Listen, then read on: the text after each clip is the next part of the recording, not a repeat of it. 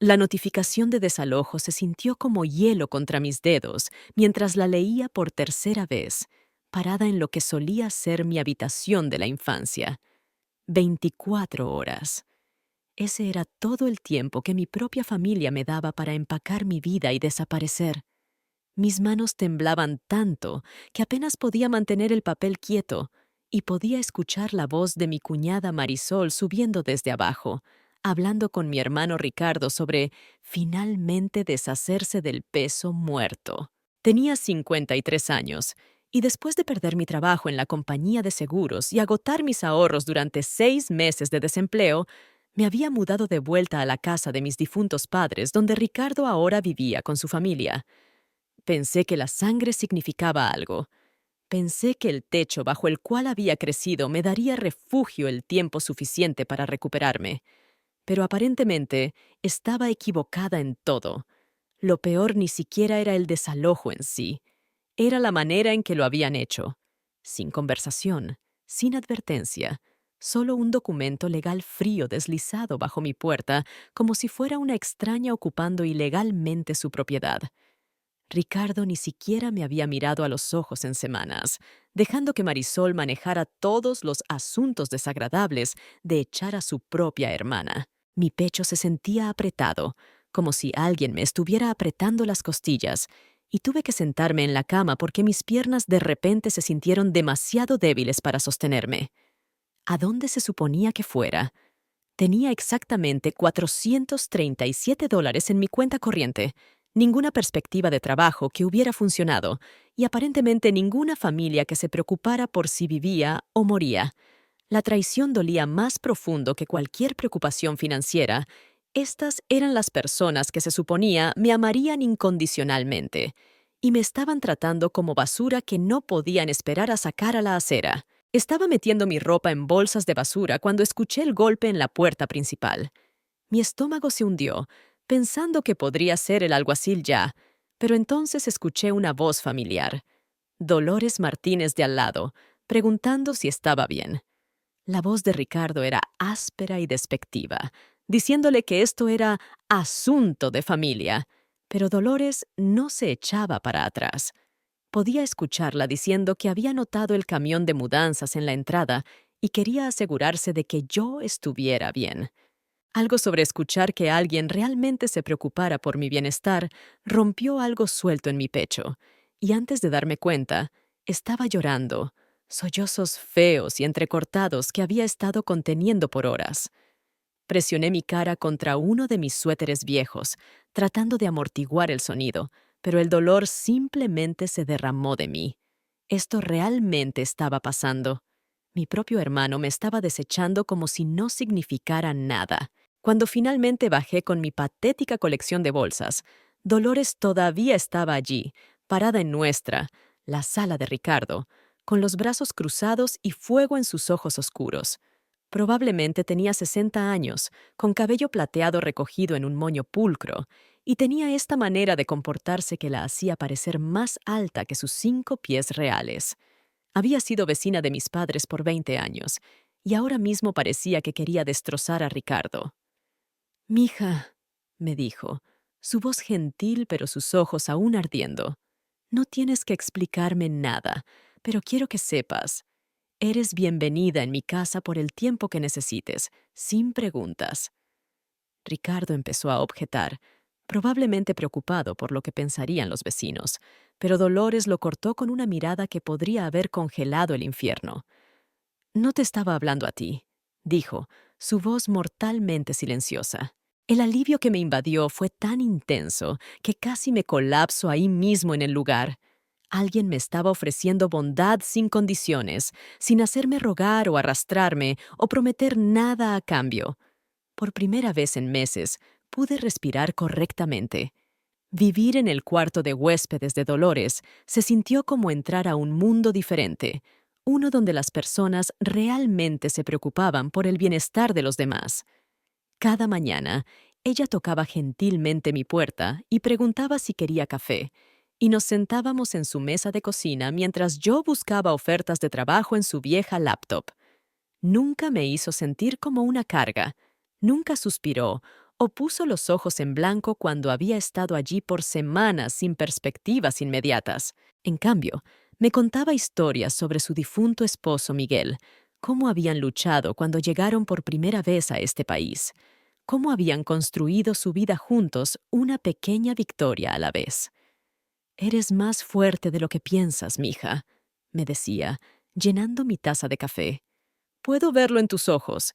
Tienes ese fuego que tenían tus padres. No criaron a una que se rinde».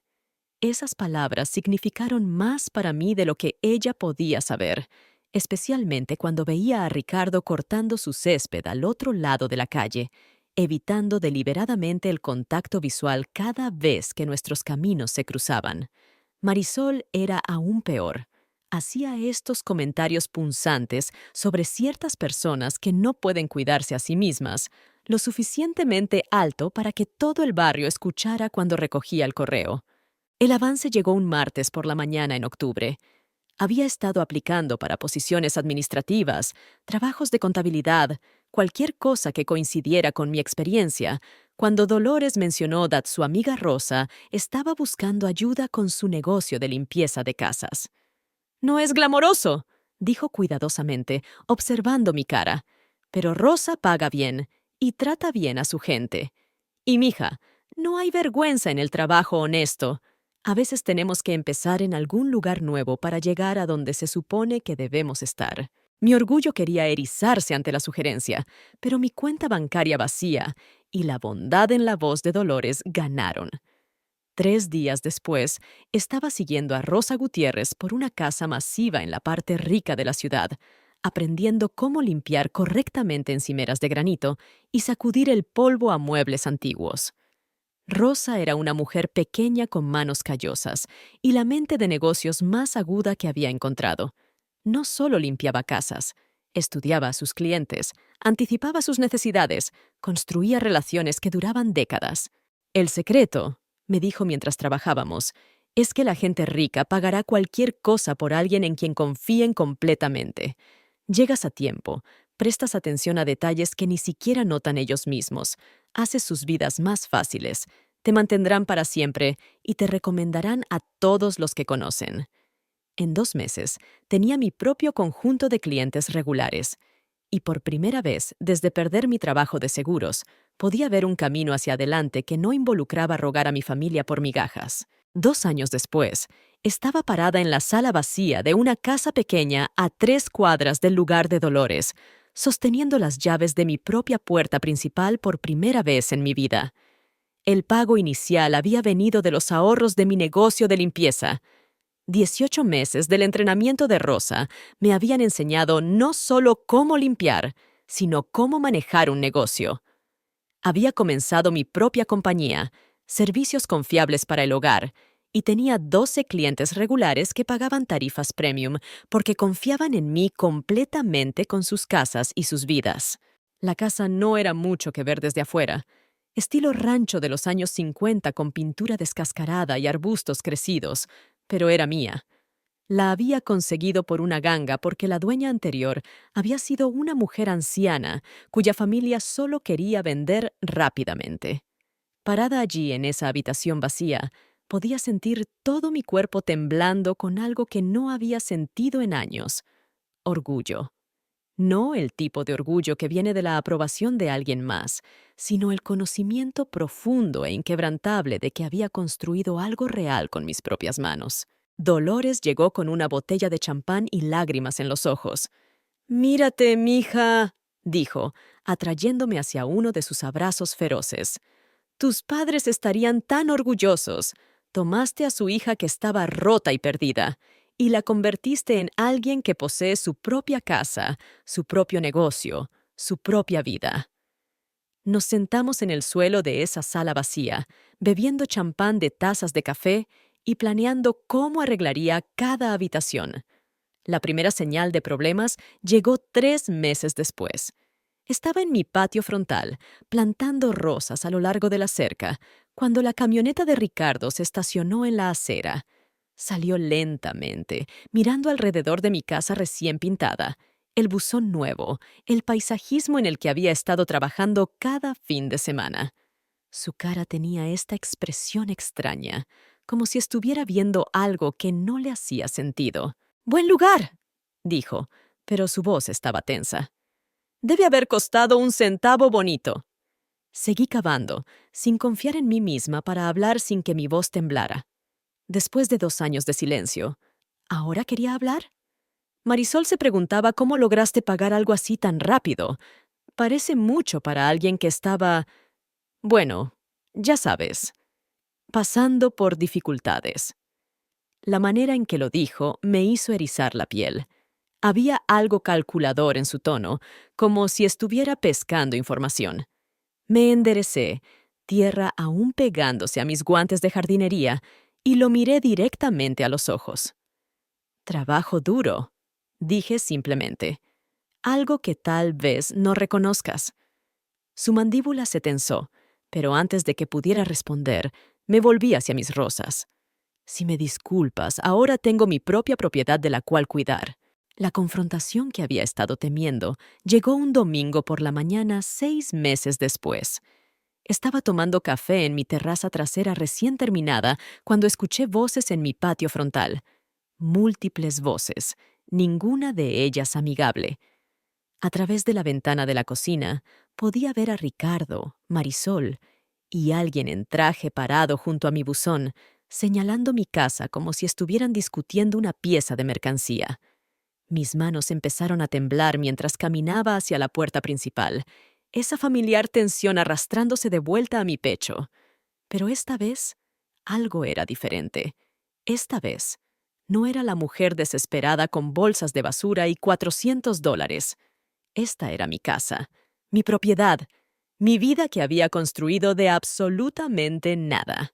«¿Qué quieren?», pregunté, saliendo a mi porche.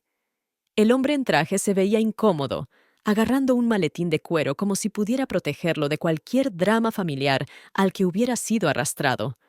Ricardo enderezó sus hombros, poniéndose esa voz falsa autoritaria que había usado desde que éramos niños. «Este es Gerardo Hoffman, nuestro abogado familiar», anunció, como si estuviera presentando realeza. «Necesitamos discutir la situación legal respecto a esta propiedad». Mi sangre se heló. ¿Situación legal? Verás, la cosa es que cuando mamá y papá murieron, hubo algunas complicaciones con el patrimonio que nunca resolvimos completamente. Y ahora que has hecho mejoras tan significativas a lo que debería haber sido propiedad familiar. ¿De qué carajo estás hablando? Las palabras salieron más fuerte de lo que había pretendido, pero no me importó. Esta no es la casa familiar, Ricardo. Esta es mi casa. La compré con mi propio dinero, con mi propio crédito, con mi propio pago inicial que ahorré por 18 meses. Marisol se adelantó con esa sonrisa condescendiente que había perfeccionado, la que me hacía querer borrarla de su cara de una bofetada. «Bueno, ahí está la cosa, querida. Hemos estado investigando cosas, y resulta que cuando estabas viviendo con nosotros, quiero decir, cuando te estabas quedando en la casa familiar temporalmente, estabas usando nuestra dirección para tu licencia de negocio, tus declaraciones de impuestos, todo tipo de documentos oficiales. Legalmente hablando, eso hace de esta casa un activo familiar. ¿No es así, Gerardo?» El abogado se aclaró la garganta nerviosamente. «Bueno, es complicado. Hay precedentes para que los activos de negocios familiares sean considerados propiedad conjunta, especialmente cuando el negocio fue establecido mientras se residía en una residencia familiar». Su voz se desvaneció como si no creyera realmente lo que estaba diciendo. Sentí algo quebrarse dentro de mí, algo que había estado estirado demasiado por demasiado tiempo. «Salgan de mi propiedad», dije, mi voz mortalmente silenciosa. «Todos ustedes. Ahora mismo». Ricardo empezó a discutir, pero lo corté. Dije que salgan de mi propiedad antes de que llame a la policía y los haga arrestar por invasión de propiedad. Esa noche me senté en la mesa de cocina de Dolores con documentos legales esparcidos por todas partes, mis manos aún temblando de rabia e incredulidad.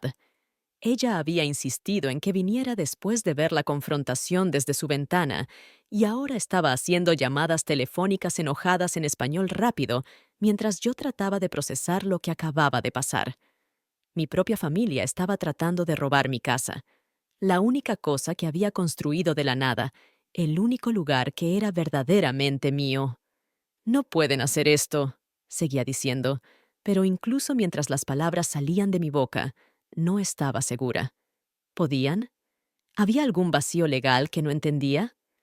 El pensamiento de perder todo otra vez, de ser arrojada de vuelta a ese lugar indefenso donde no tenía nada y ningún lugar a donde ir, hizo que mi pecho se sintiera como si se estuviera hundiendo. Dolores colgó el teléfono y se sentó frente a mí, sus ojos oscuros ardiendo con la misma furia que había visto el día que se enfrentó a Ricardo. Mi sobrino Luis es abogado, inmigración y derecho familiar. Dice que lo que están tratando de hacer se llama acoso legal oportunista y es exactamente el tipo de basura que la gente rica hace cuando huele dinero. Pero, mija, vas a necesitar un abogado de bienes raíces, alguien que se especialice en disputas de propiedad. La mañana siguiente, estaba sentada en la oficina de Patricia Blackwood, Esquire, una mujer de ojos agudos en sus 40 que escuchó mi historia sin interrumpir ni una vez. Cuando terminé, se reclinó en su silla de cuero y sonrió. No la sonrisa comprensiva que la gente le da a las víctimas, sino la sonrisa depredadora de alguien que acababa de detectar presa fácil. Tu hermano y su esposa son idiotas, dijo sin rodeos. Lo que están intentando es frívolo en el mejor de los casos y potencialmente ilegal en el peor. Tienes un rastro de papel claro mostrando que compraste esta propiedad con fondos de tu negocio establecido independientemente. Tienes una hipoteca solo a tu nombre. Y usar una dirección familiar para correspondencia de negocios mientras residías temporalmente allí no crea ningún derecho de propiedad legal. Pero lo que me preocupa es esto. Contrataron a un abogado dispuesto a perseguir esta tontería, lo que significa que van en serio sobre tratar de tomar tu casa. Mi estómago se hundió. ¿Entonces podrían ganar? Ni una oportunidad en el infierno, dijo Patricia firmemente. Pero pueden hacer tu vida miserable por meses, drenar tus ahorros con honorarios legales y estresarte hasta potencialmente llegar a un acuerdo por algo que no deberías. Están contando con que estés demasiado intimidada o demasiado quebrada para defenderte correctamente. La pregunta es, ¿estás lista para ir a la guerra con tu propia familia? Pensé en la cara de Ricardo cuando vio mi casa, la mirada calculadora en sus ojos. Pensé en la sonrisa arrogante de Marisol y su crueldad casual. Pensé en los 2 años de silencio, de ser tratada como si ya estuviera muerta para ellos. Sí, dije, mi voz más fuerte de lo que me sentía. Estoy lista para pelear. Los siguientes 3 meses fueron una pesadilla de declaraciones, solicitudes de documentos y noches sin dormir. El abogado de Ricardo y Marisol siguió presentando moción tras moción, demandando acceso a mis registros financieros, mis documentos de negocio, incluso mi correspondencia personal con clientes. Patricia me advirtió que esta era su estrategia, enterrarme en costos legales y agotamiento hasta que accediera a cualquier cosa solo para hacer que parara. Pero algo inesperado empezó a pasar en el barrio. Se había corrido la voz sobre la demanda, y personas que apenas conocía empezaron a pasar para ofrecer apoyo. La SRA. Chen de 2 casas más abajo me trajo sopa casera y me dijo que había estado observándome transformar esa propiedad deteriorada en algo hermoso. Esa es tu casa, dijo firmemente. Cualquiera con ojos puede ver que te la ganaste. Incluso algunos de mis clientes habían escuchado a través del chisme del barrio y estaban escribiendo referencias de carácter para la corte. El punto de quiebre llegó cuando descubrí en qué habían estado realmente Ricardo y Marisol. Patricia me llamó a su oficina con una expresión sombría y una pila de papeles. Contraté a un investigador privado para revisar las finanzas de tu hermano. Dijo, tu familia está en serios problemas financieros. Ricardo sacó una segunda hipoteca sobre la casa de tus padres hace 6 meses y están enfrentando ejecución hipotecaria. Necesitan dinero desesperadamente y tu casa representa un pago potencial. Mi sangre se heló. ¿Están tratando de robar mi casa para salvar la suya? Se pone peor, continuó Patricia. El investigador descubrió que han estado diciéndole a la gente por el pueblo que eres mentalmente inestable, que de alguna manera engañaste o manipulaste tu camino para conseguir esa propiedad, y que solo están tratando de proteger los activos familiares de tu mal juicio. Han estado sistemáticamente destruyendo tu reputación, mientras se posicionan como los miembros responsables de la familia, cuidando los mejores intereses de todos. La traición me golpeó como un golpe físico. No era suficiente que me hubieran echado sin nada. Ahora estaban tratando de pintarme como loca e incompetente para justificar robar todo lo que había construido. Sentí esa familiar tensión en mi pecho, pero esta vez no era miedo o desesperación. Esta vez era furia pura y justa. Quiero contrademandar, dije, mi voz temblando de enojo. Por difamación, por acoso, por cualquier otra cosa que se te ocurra. Quiero que paguen por cada mentira que han dicho, cada noche sin dormir que me han causado, cada dólar que he tenido que gastar defendiéndome de su codicia.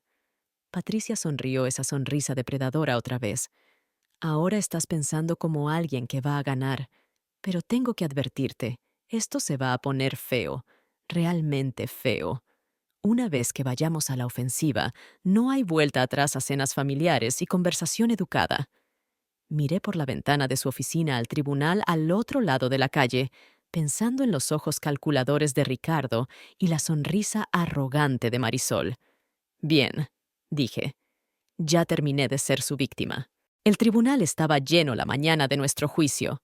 No había esperado que tantos vecinos aparecieran, pero ahí estaban. Dolores, la SRA, Chen, Rosa del negocio de limpieza, incluso algunos de mis clientes que habían manejado por toda la ciudad para apoyarme.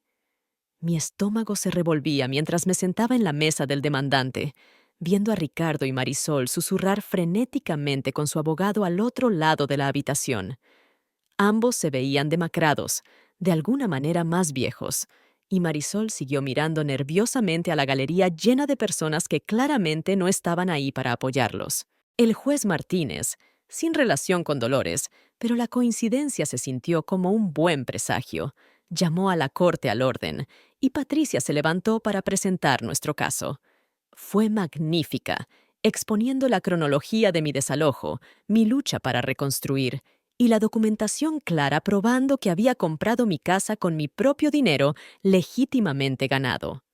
Pero la verdadera bomba llegó cuando introdujo los registros financieros que su investigador había descubierto. «Su señoría», dijo Patricia, sosteniendo una carpeta gruesa. «Los demandados están enfrentando ejecución hipotecaria inminente en su propia propiedad.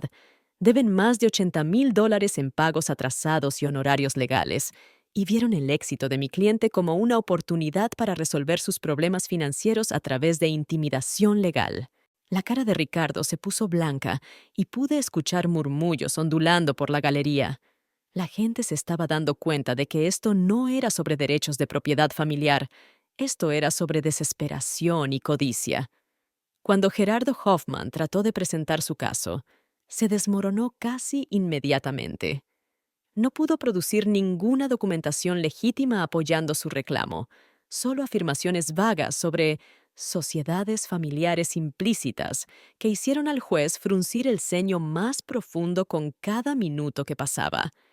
Cuando Marisol tomó el estrado para testificar sobre mi supuesta inestabilidad mental, Patricia la destruyó con precisión quirúrgica.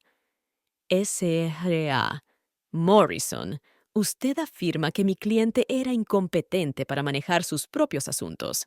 Sin embargo, construyó un negocio exitoso, mantuvo excelente crédito y compró propiedad enteramente por su propio mérito. ¿Puede explicar esta contradicción? Marisol tartamudeó, su cara enrojeciendo. Bueno, ella siempre estaba viviendo con nosotros porque no podía cuidarse a sí misma. Porque perdió su trabajo durante una recesión económica y necesitaba vivienda temporal, ¿correcto? ¿Algo que les pasa a millones de americanos cada año? La voz de Patricia era fría como hielo. Y su respuesta a las dificultades temporales de su cuñada fue desalojarla con aviso de 24 horas. El tribunal estaba en silencio mortal. Incluso la reportera de la corte había parado de escribir para mirar fijamente. La boca de Marisol se abría y cerraba como un pez jadeando por aire, y vi a Ricardo hundirse en su silla como si estuviera tratando de desaparecer. Pero el momento que rompió todo fue cuando Patricia llamó a Rosa a testificar. Rosa se paró derecha y orgullosa, su voz clara y fuerte mientras describía verme trabajar días de 18 horas, aprendiendo cada aspecto del negocio, construyendo relaciones con clientes a través de pura determinación e integridad. Esta mujer, dijo Rosa, señalándome directamente, no solo sobrevivió lo que su familia le hizo, prosperó, y ahora quieren robar lo que construyó con sus propias manos porque no pueden manejar sus propias vidas. El juez Martínez ni siquiera necesitó recesar para considerar su fallo. Después del testimonio de Rosa, miró directamente a Ricardo y Marisol con disgusto sin disimular y entregó un veredicto que resonó por el tribunal lleno como un trueno. El reclamo de los demandados no solo carece de mérito, roza el abuso fraudulento del sistema legal, dijo, su voz cortando el silencio. Además, encuentro evidencia clara de difamación e imposición intencional de angustia emocional. La sentencia financiera los golpeó como un martillo. $35,000 en daños por difamación, otros $20,000 por mis honorarios legales, más $15,000 adicionales en daños punitivos para disuadir futura litigación frívola. Vi la cara de Ricardo desplomarse mientras los números se asentaban. Habían perdido todo lo que estaban tratando de robar, más dinero que definitivamente no tenían. Pero la devastación real llegó fuera del tribunal. Mientras caminábamos por los escalones, la mitad del barrio estaba esperando en la acera, y pude ver el momento exacto cuando las personas que habían estado escuchando las mentiras de Ricardo y Marisol por meses se dieron cuenta de que habían sido engañadas. La SRA, Patterson de más abajo en la calle, realmente se alejó de Marisol como si fuera contagiosa, y el señor Rodríguez solo sacudió la cabeza en decepción. ¿$70,000? Escuché a alguien susurrar. ¿Trataron de robar su casa porque deben $70,000? Dolores envolvió su brazo alrededor de mis hombros mientras caminábamos a su carro, pero podía sentir cada ojo sobre nosotras. La historia ya se estaba esparciendo. Podía ver a la gente sacando sus teléfonos, texteando, llamando. Para la noche, todos en un radio de 6 cuadras sabrían exactamente lo que Ricardo y Marisol habían tratado de hacer, y más importante, qué tan espectacularmente habían fallado. La confrontación que había estado temiendo llegó 3 días después. Estaba regando mi jardín frontal cuando Ricardo apareció en mi cerca, viéndose como si hubiera envejecido 10 años en una semana. Sus ojos estaban rojos y hundidos, y su postura arrogante usual se había colapsado en algo que parecía derrota. «Estamos perdiendo la casa», dijo sin preámbulos. «El banco no extenderá la fecha límite de ejecución hipotecaria y con la sentencia de la corte». Su voz se desvaneció, y por un momento se veía como el hermano mayor que solía protegerme de los abusones en la escuela, pero solo por un momento. «Sé que probablemente piensas que merecemos esto», continuó, «pero Marisol está embarazada. Nos enteramos la semana pasada. No vamos a tener a donde ir chi». La manipulación en su voz era tan familiar, tan practicada, que me hizo erizar la piel. Incluso ahora, incluso después de todo, estaba tratando de hacerme responsable de arreglar su desastre. La vieja yo se habría sentido culpable. Habría empezado a calcular cuánto me podía permitir ayudar. Pero esa mujer se había ido. «Tienes razón», dije silenciosamente, cerrando la manguera. «Sí merecen esto. Me echaron cuando no tenía a dónde ir. ¿Y ahora quieren simpatía porque lo mismo les está pasando a ustedes?» Encontré sus ojos firmemente. «Encuentra a alguien más que los salve, Ricardo. Ya terminé». 6 meses después, estaba parada en mi patio trasero organizando una barbacoa para mis empleadas del negocio de limpieza, y la mitad del barrio cuando vi el camión de mudanzas detenerse en la casa de Ricardo. A través de mi ventana de cocina, los vi cargar cajas y muebles con la eficiencia derrotada de personas que se habían quedado sin opciones. Marisol estaba visiblemente embarazada ahora, llorando mientras supervisaba el empacado, y Ricardo se movía como un hombre cargando pesos invisibles. Sentí nada. Sin satisfacción, sin culpa, solo un vacío pacífico donde solía vivir todo ese viejo dolor familiar. Dolores apareció junto a mí con 2 vasos de limonada, siguiendo mi mirada por el patio. ¿Algún arrepentimiento, mija? Preguntó silenciosamente. Solo que me tomó tanto tiempo dejar de permitir que me lastimaran, dije, y lo decía en serio. La mujer que había estado parada en esa habitación 3 años atrás, temblando mientras leía una notificación de desalojo, se sentía como una extraña ahora. Había construido algo real, no solo la casa y el negocio, sino una versión de mí misma que no se disculpaba por ocupar espacio en el mundo. Mi negocio ahora empleaba a 8 personas, todas mujeres que se habían encontrado empezando de nuevo por una razón u otra. Rosa se había retirado y me dejó su lista de clientes, y había expandido a servicios de organización y manejo ligero del hogar. El periódico local había hecho un artículo de portada sobre negocios propiedad de mujeres que fortalecen nuestra comunidad, y me habían invitado a hablar en la Cámara de Comercio sobre emprendimiento y resistencia. Pero la transformación real era más pequeña, más personal. Era la SRA. Chen invitándome a la fiesta de cumpleaños de su nieta. Eran mis clientes recomendándome a sus amigas no solo porque hacía buen trabajo, sino porque confiaban en mí. Era ser la persona que la gente llamaba cuando necesitaban ayuda moviendo muebles o una cazuela cuando alguien estaba enfermo. Me había convertido en parte del tejido de este barrio de una manera en que nunca había sido parte de mi propia familia. Esa noche, después de que todos se habían ido a casa y había limpiado los últimos platos de la barbacoa, me senté en mi terraza trasera viendo el atardecer pintar mi jardín de dorado. Las rosas que había plantado estaban floreciendo ahora, llenando el aire de dulzura. Adentro, mi casa, estaba exactamente como la quería, decorada con cosas que había elegido, pagada con dinero que había ganado. Ricardo y Marisol habían tratado de quitarme esto porque pensaron que todavía era la mujer quebrada que rogaría por migajas en lugar de pelear por lo que era mío. Habían subestimado lo que la desesperación podía construir cuando se mezclaba con determinación en lugar de solo miedo. Habían olvidado que a veces las personas que desechas no desaparecen. A veces regresan más fuertes de lo que jamás imaginaste posible.